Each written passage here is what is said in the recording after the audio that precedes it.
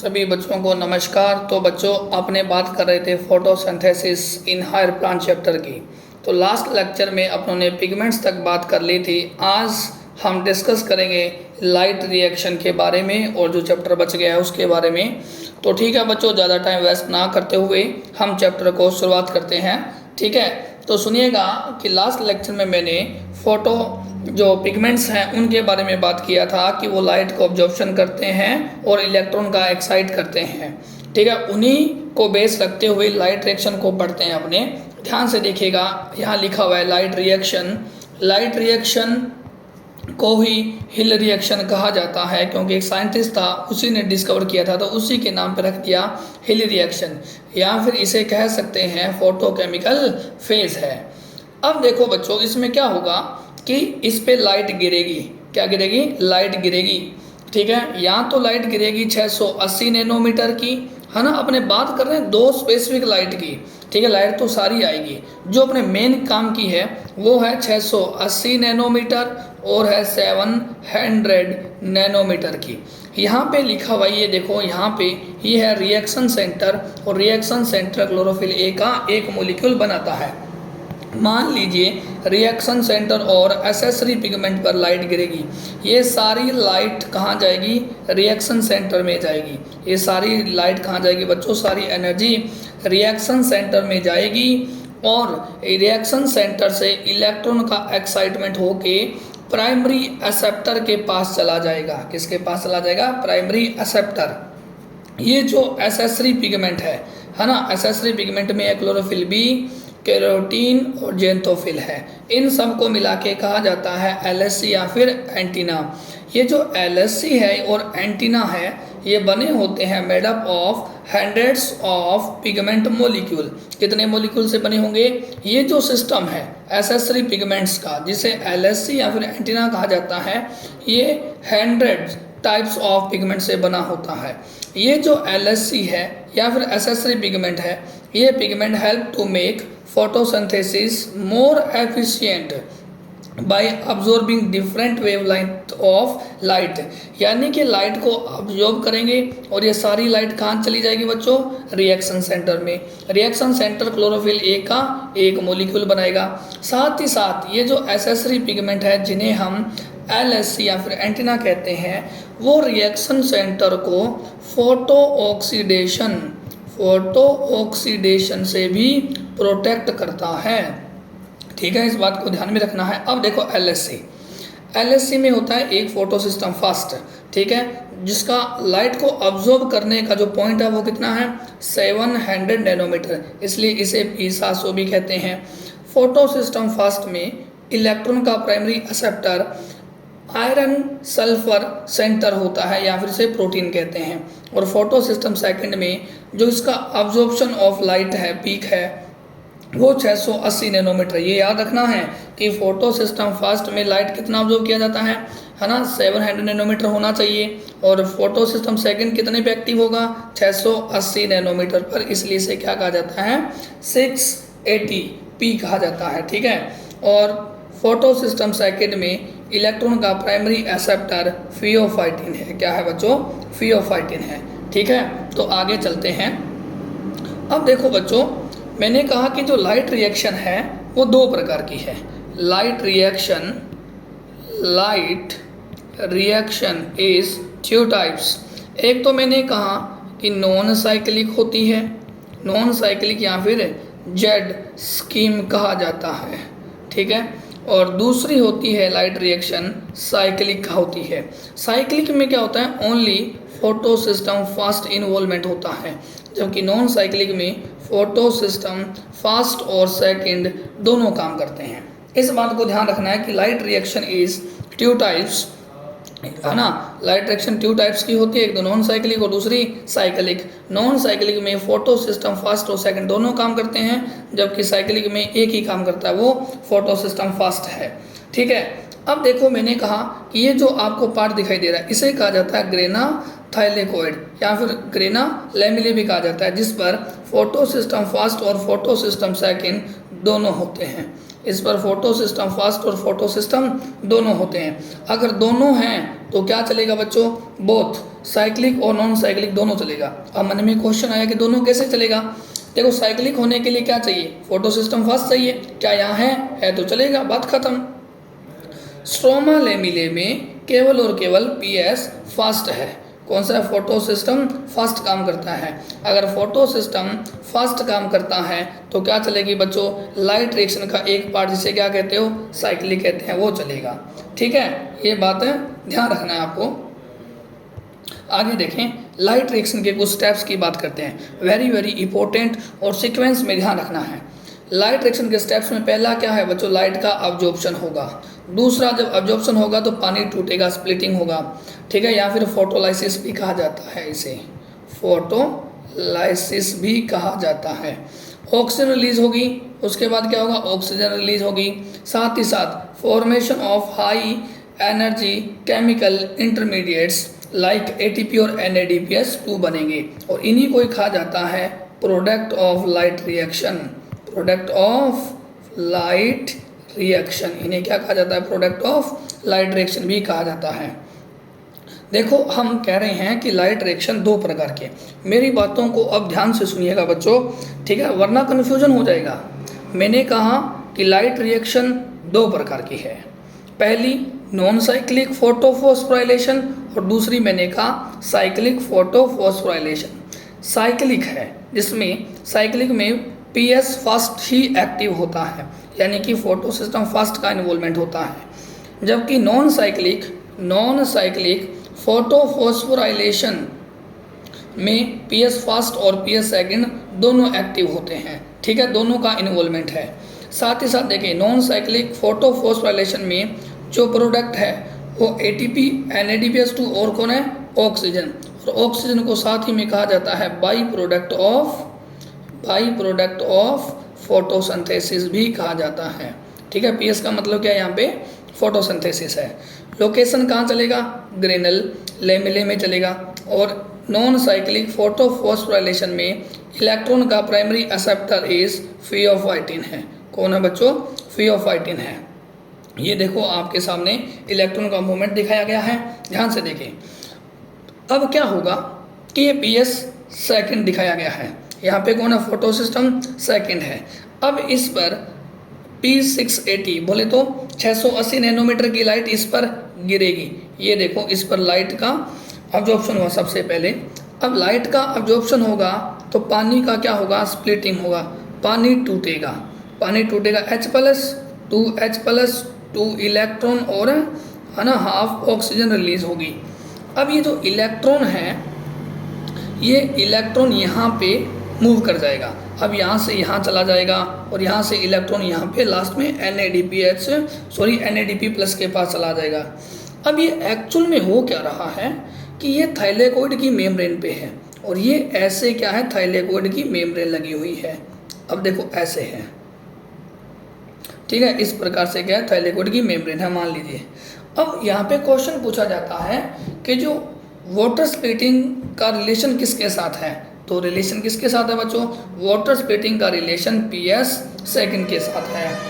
ये जो प्रोटॉन है ये कहाँ पर रिलीज होते हैं, प्रोटॉन रिलीज होते हैं ल्यूमेन ऑफ थाइलेकोइड मेम्ब्रेन। कहाँ पे हो रहे हैं बच्चों, ध्यान से, ल्यूमेन ऑफ थाइलेकोइड पर रिलीज हो रहे हैं। ठीक है, उसके अंदर अब इलेक्ट्रॉन का मूवमेंट चल रहा है। अब देखो लाइट गिरी, पानी का स्प्लिटिंग हुआ, ऑक्सीजन रिलीज हुई और इलेक्ट्रॉन का मूवमेंट देखने को मिल रहा है। सबसे पहले इलेक्ट्रॉन जाता है फियोफाइटिन के पास। किसके पास जाता है, फियोफाइटिन के पास जाता है। फियोफाइटिन ने अपना इलेक्ट्रॉन आगे मूव कर दिया, यानी कि किसको दिया, प्लास्टोक्विनोन को दिया है, प्लास्टोक्विनोन को दिया है। जो इलेक्ट्रॉन देता है उसका रेडॉक्स पोटेंशियल कम होता है। जो इलेक्ट्रॉन देता है उसका रेडॉक्स पोटेंशियल कम होता है, जो इलेक्ट्रॉन लेता है उसका रेडॉक्स पोटेंशियल ज़्यादा होता है। ये देखो ये प्रोसेस कौन सी, ऊपर की ओर जा रहा है अप हिल, इलेक्ट्रॉन नीचे की ओर जा रहा है डाउन हिल। PQ ने क्या किया, अब अपना इलेक्ट्रॉन आगे मूव कर दिया। कहाँ कर दिया? आगे की ओर मूव कर दिया। ध्यान से देखें, PQ ने अपना इलेक्ट्रॉन आगे की ओर मूवमेंट कर दिया। ठीक है, ये रहा इलेक्ट्रॉन, दिख नहीं रहा ना, चेंज करते हैं, ये लो। इलेक्ट्रॉन कहाँ जाएगा बच्चों? आगे जाएगा। इलेक्ट्रॉन ज़्यादा आगे गया है। सोचो, अब PQ ने इलेक्ट्रॉन दिया साइटोक्रोम B6F को। जो इलेक्ट्रॉन देता है उसका रिडॉक्स पोटेंशियल क्या होता है? कम होता है। अब साइटोक्रोम B6F का PQ की तुलना में रिडॉक्स पोटेंशियल इसका ज़्यादा है। जब इलेक्ट्रॉन यहाँ से मूव करता है तो ADP प्लस इनऑर्गेनिक फॉस्फेट मिल के क्या बना लेते हैं? ATP बना लेते हैं। फिर इलेक्ट्रॉन आगे गया, है ना, आगे गया, प्लास्टोसाइनिन ने एक्सेप्ट किया है, और इसका मतलब साइटोक्रोम B6F की तुलना में प्लास्टोसाइनिन का रिडॉक्स पोटेंशियल क्या है बच्चों? ज़्यादा है। क्या है? ज़्यादा है। फिर ये इलेक्ट्रॉन धीरे धीरे किसके पास आ गया बच्चों? ये इलेक्ट्रॉन आ गया फोटो सिस्टम फर्स्ट के पास आ गया। किसके पास आ गया? फोटो सिस्टम फर्स्ट के पास आ गया। फिर यहाँ पे लाइट गिरेगी और इलेक्ट्रॉन एक्साइट होगा, और इलेक्ट्रॉन आ गया फर्स्ट टाइम किसके पास? आयरन सल्फर प्रोटीन के पास आ गया। किसके पास आ गया? Iron sulphur protein. फिर इलेक्ट्रॉन मूव करके कहाँ आया? फेरोडॉक्सिन के पास आया। फेरोडॉक्सिन से इलेक्ट्रॉन कहाँ आ गया? इलेक्ट्रॉन मूव कर गया है, यहाँ पे आ गया है। किसके पास? NADP प्लस के पास, यहाँ पे आ गया है। तो यहाँ से इलेक्ट्रॉन एक्सेप्ट करके ये देखो यहाँ पे किस में बदल गया? NADPH2 में बदल गया। ध्यान से सुनिए, मेरे 2-3 क्वेश्चन है। देखें, वाटर स्प्लिटिंग का रिलेशन किसके साथ है? फोटो सिस्टम सेकंड के साथ है। फोटो सिस्टम सेकंड में यानी कि नॉन साइक्लिक फोटोफॉस्फोराइलेशन में इलेक्ट्रॉन का प्राइमरी एक्सेप्टर कौन है? फियोफाइटिन। अगर ये ऑप्शन में नहीं मिले तो आंसर में क्या जाएगा? प्लास्टोक्विनोन जाएगा। Final electron acceptor in non cyclic photophosphorylation NADP plus है। इलेक्ट्रॉन फाइनल टाइम में किसके पास गया? NADP प्लस के पास गया, तो फाइनल एक्सेप्टर हो गया है। आपसे पूछा जाए कि फोटो सिस्टम फर्स्ट को इलेक्ट्रॉन कौन प्रोवाइड कर रहा है? फोटो सिस्टम सेकंड करवा रहा है। अगर सेकंड ऑप्शन में नहीं है, अगर वहाँ पे पानी है तो फिर पानी आंसर हो जाएगा। ठीक है, आप ध्यान रखें कि ये क्या है बच्चों? ल्यूमेन ऑफ थाइलेक्विड है। अगर यहाँ पर प्रोटॉन का नंबर बढ़ेगा तो pH क्या हो जाएगी? ऑटोमेटिक कम हो जाएगी। इस बात को ध्यान रखना है। और देखिए, इलेक्ट्रॉन पहले अपवार्ड गया, अप हिल प्रोसेस, फिर डाउनवर्ड गया, है ना, तो डाउन हिल बोलोगे, फिर अप हिल, फिर क्या बोलोगे? Down hill.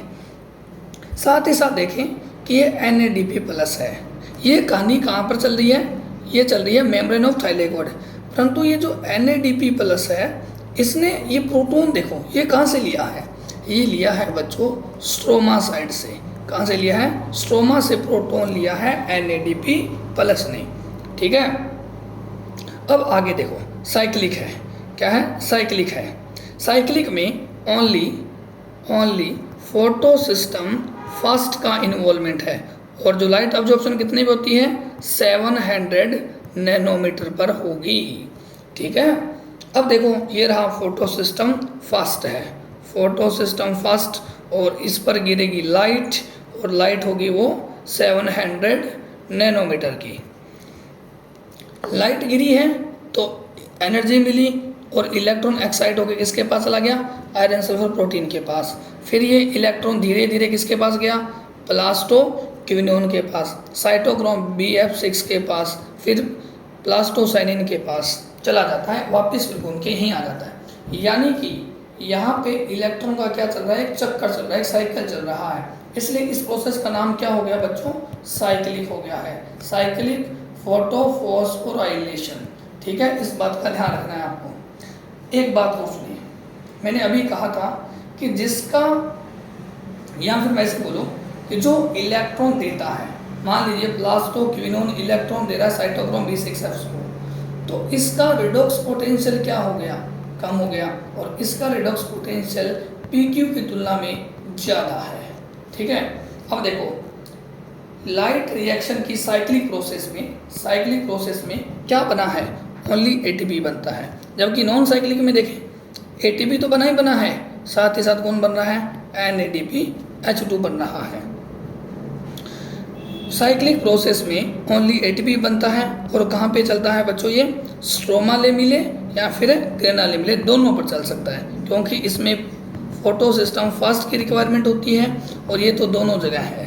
ठीक है, अब अपने क्या कर रहे हैं, डिफरेंस देख रहे हैं, क्या क्या डिफरेंस है साइक्लिक और नॉन साइक्लिक इलेक्ट्रॉन। ठीक है, इसमें साइक्लिक में प्रोडक्ट जो बना ओनली एटीपी है, जबकि नॉन साइक्लिक में एटीपी, NADPH2 और ऑक्सीजन बनी है।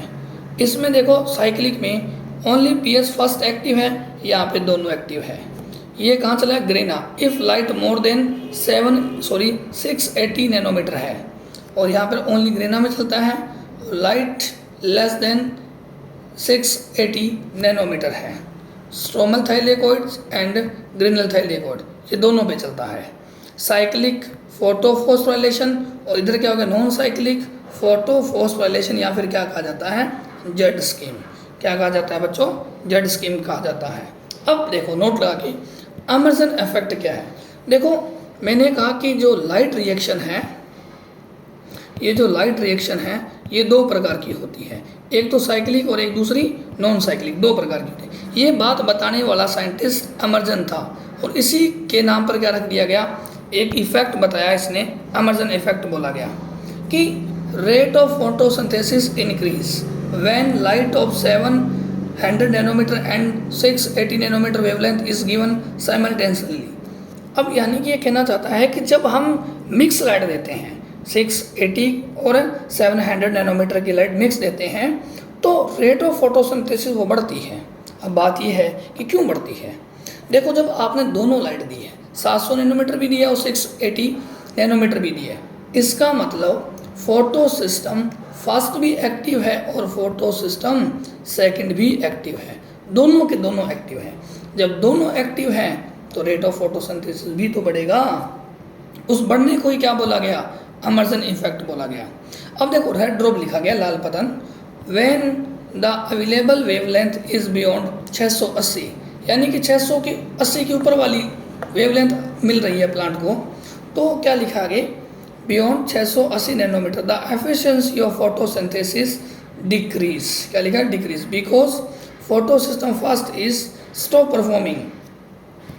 अब देखो 680 से कम लाइट मिलेगी, क्या फोटो सिस्टम फास्ट चलेगा, क्या नहीं चलेगा। चलेगा कौन, फोटो सिस्टम सेकंड चलेगा। ठीक है, सॉरी उल्टा बोल दिया मैंने, बियॉन्ड का मतलब होता है बाद में। 680 नैनोमीटर यानी कि बाद में 700 नैनोमीटर की लाइट मिलेगी तो फोटो सिस्टम फर्स्ट काम नहीं करेगा। ठीक है, तो रेट ऑफ फोटोसिंथेसिस क्या हो गया, कम हो गया, सीधी सी बात है। ठीक है, आगे देखो नया पॉइंट है ना, नया हेडिंग आ गया है, केमियोस्मोटिक हाइपोथेसिस। अभी तक आपने सीखा कि लाइट रिएक्शन दो प्रकार की होती है, एक साइक्लिक और दूसरी नॉन साइक्लिक होती है। नॉन साइक्लिक या फिर जेड स्कीम में एटीपी, NADPH2 साथ ही साथ क्या बनता है, ऑक्सीजन भी बनता है। जबकि जो साइक्लिक प्रोसेस है इसमें ओनली क्या बनता है, एटीपी बनता है। क्या बनता है, एटीपी बनता तो है, हमें ये नहीं पता कि कैसे बनता है। ये कैसे बनता है ये बात बताता है chemiosmotic hypothesis given by Peter Mitchell. यहाँ पे एक लाइन लिखी हुई है कि एटीपी सिंथेसिस को ही फॉस्फोराइलेशन कहा जाता है, यानी कि किसी नाम के पीछे फॉस्फोराइलेशन लग गया है, इसका मतलब है कि वहाँ एटीपी बन रही है। इसका सिंथेसिस हो रहा है, एटीपी सिंथेसिस हो रहा है। एटीपी सिंथेसिस करने के 3 मेथड है। एक तो डायरेक्ट मेथड है जिसे SLP भी कहा जाता है, सबस्ट्रेट लेवल फॉस्फोराइलेशन भी कहा जाता है। वेरी वेरी इंपॉर्टेंट, जब एटीपी डायरेक्ट बने तो उसे कहा जाता है SLP, सबस्ट्रेट लेवल फॉस्फोराइलेशन। जैसे कि फॉस्फोइनोल पायरुवेट है, वो एटीपी के साथ मिलके क्या बनाता है, पायरुविक एसिड बनाता है और साथ ही क्या बनती है, एटीपी बनती है। अब ये एटीपी रिएक्शन में डायरेक्ट बन रही है, इसलिए इसे क्या बोला गया, ये तो डायरेक्ट मेथड है, या फिर इसी को कहा जाता है, ये तो SLP एटीपी है, सबस्ट्रेट लेवल फॉस्फोराइलेशन एटीपी है। दूसरा मेथड फोटो फॉस्फोराइलेशन या फिर क्लोरोप्लास्ट के लिए यूज होता है। ऑक्सीडेटिव फॉस्फोराइलेशन माइटोकॉन्ड्रिया के लिए यूज होता है। बोथ माइटोकॉन्ड्रिया और क्लोरोप्लास्ट यूज दिस थ्योरी या फिर हाइपोथेसिस, जिसे क्या कहते हो, chemiosmotic hypothesis given by Peter Mitchell. किसने दिया था? Peter Mitchell. Very very important. अब देखो भाई, हमें बनानी है एटीपी, ठीक है। अब ये कैसे बनती है ये बात बताती है केमियोस्मोटिक हाइपोथेसिस। अब ये जो डायग्राम क्या बता रहा है, ये देखो ध्यान से, ये वाला जो पार्ट है ये कहलाता है स्ट्रोमा। क्या कहलाता है बच्चों? स्ट्रोमा। ये क्या है? ये मेम्ब्रेन है। ये क्या है बच्चों? मेम्ब्रेन है। किसकी? थाइलेकोइड की। थाइलेकोइड की मेम्ब्रेन है।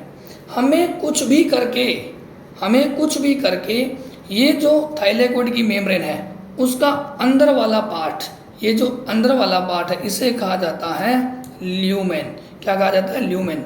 यानी कि ये जो ल्यूमेन है इसके अंदर प्रोटॉन का नंबर बढ़ाना है, यानी कि यहाँ पे प्रोटॉन का नंबर ज़्यादा और स्ट्रोमा में प्रोटॉन का नंबर कम। इसको ही कहते हैं प्रोटॉन ग्रेडियंट।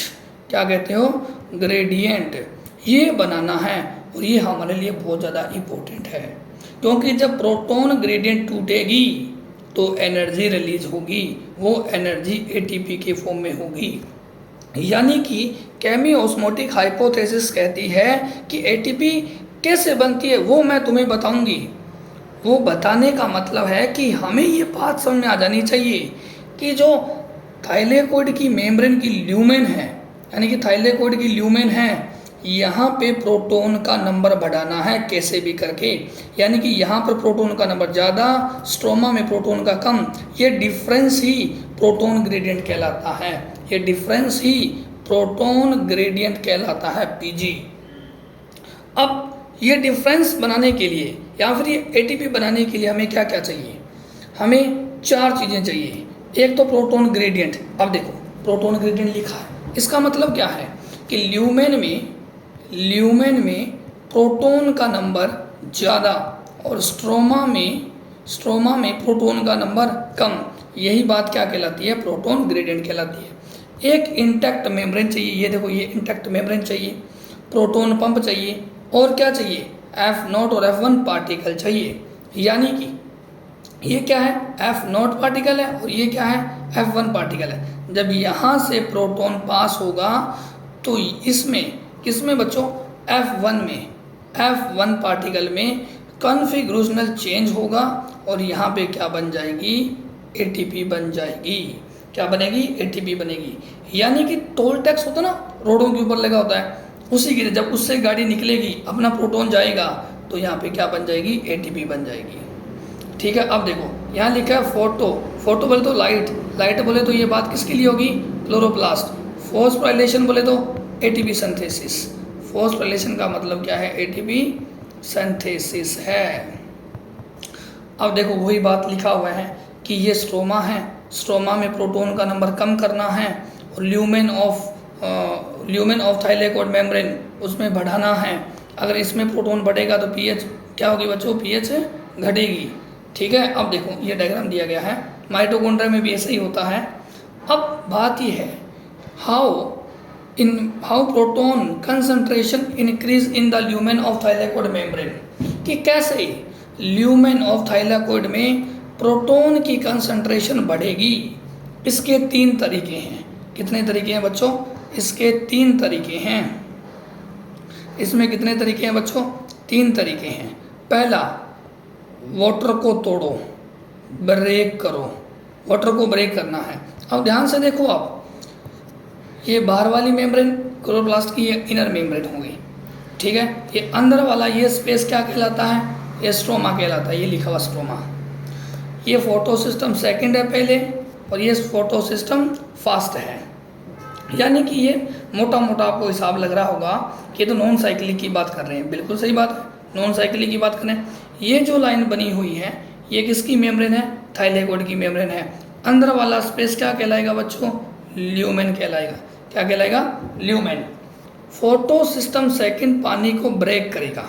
पानी को ब्रेक करेगा। ये प्रोटॉन कहाँ रिलीज हो रहे हैं? ल्यूमेन में। कहाँ हो रहे हैं? ल्यूमेन में।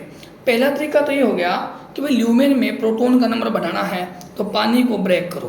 किसको ब्रेक करो? वाटर को तोड़ो। वाटर को तोड़ेंगे तो प्रोटॉन का number automatic lumen of thylakoid membrane में बढ़ेगा, स्ट्रोमा में क्या होगा, डिक्रीज होगा। सही बात है। दूसरा ये इलेक्ट्रॉन अब प्राइमरी एक्सेप्टर के बाद जाएगा प्लास्टोक्विनोन। प्लास्टोक्विनोन एक प्रकार का इलेक्ट्रॉन कैरियर ना होके ये तो प्रोटॉन कैरियर है। ये क्या कहता है प्लास्टोक्विनोन, सुनिएगा ध्यान से। प्लास्टोक्विनोन कहता है कि मैं इलेक्ट्रॉन तो ट्रांसफर कर दूंगा आगे, मेरे को कोई दिक्कत नहीं है, परंतु मेरी एक कंडीशन है कि मैं स्ट्रोमा से प्रोटॉन हटाऊंगा, एक इलेक्ट्रॉन के बदले एक प्रोटॉन चाहिए मेरे को, तो मैं एक प्रोटॉन स्ट्रोमा से उठाऊंगा और उस प्रोटॉन को डाल दूंगा ल्यूमेन में। कहाँ डाल देंगे, ल्यूमेन में। इसका मतलब एक इलेक्ट्रॉन पास हुआ तो फिर ये एक प्रोटॉन कम हो जाएगा, कहाँ पे, स्ट्रोमा में, तो ऑटोमेटिक ल्यूमेन में बढ़ गया। पहला तो क्या बोला कि पानी तोड़ो, दूसरा मैंने कहा तरीका हो गया कि प्लास्टोक्विनोन से, है ना, प्लास्टोक्विनोन से ये क्या करेगा, बाहर से प्रोटॉन को उठा के ल्यूमेन में डाल देगा। 3 नंबर, ये इलेक्ट्रॉन घूमता हुआ लास्ट में किसके पास जाएगा, NADP+ के पास जाएगा। ये भी एक प्रोटॉन उठाएगा स्ट्रोमा से और NADP में कन्वर्ट हो जाएगा, NADPH2 में कन्वर्ट हो जाएगा। यानी कि 3 तरीके हो गए हमारे पास। कितने तरीके, 3 तरीके, है ना। एक तो क्या हो जाएगा, पानी को तोड़ो, ठीक है, पानी को तोड़ो, प्रोटॉन बढ़ेगा। PQ को बोलो, PQ बाहर से उठा के ल्यूमेन में डाल देगा। और NADP+ को बोलो, ये स्ट्रोमा से प्रोटॉन को लेके किस में बदल जाएगा, NADH2 में। यानी कि ऑटोमेटिक स्ट्रोमा में क्या हो रहा है, प्रोटॉन का नंबर कम हो रहा है और यहाँ पे प्रोटॉन का नंबर बढ़ रहा है। अब यहाँ पे नंबर ज़्यादा, यहाँ पे प्रोटॉन का नंबर कम, और इसी को क्या बोला जाता है, प्रोटॉन ग्रेडियंट बोला जाता है। क्या बोला जाता है बच्चों, प्रोटॉन ग्रेडियंट बोला जाता है। ठीक है, देखो आधे घंटे का लगभग हो गया है। अगर कोई बात समझ नहीं आई है तो आप कमेंट करें, लेक्चर को 1 बार 2 बार देखें बढ़िया से, साथ में अच्छे से नोट्स बनाएं। कोई डाउट है तो कमेंट जरूर करना है और अपने साथियों के साथ भी शेयर करें। ठीक है बच्चों, मिलते हैं अगली क्लास में डायरेक्ट रिएक्शन के साथ। किसके साथ मिलते हैं, डायरेक्ट रिएक्शन के साथ मिलते हैं। ठीक है, डायरेक्ट रिएक्शन के साथ मिलते हैं। ओके बच्चों, बाय बाय।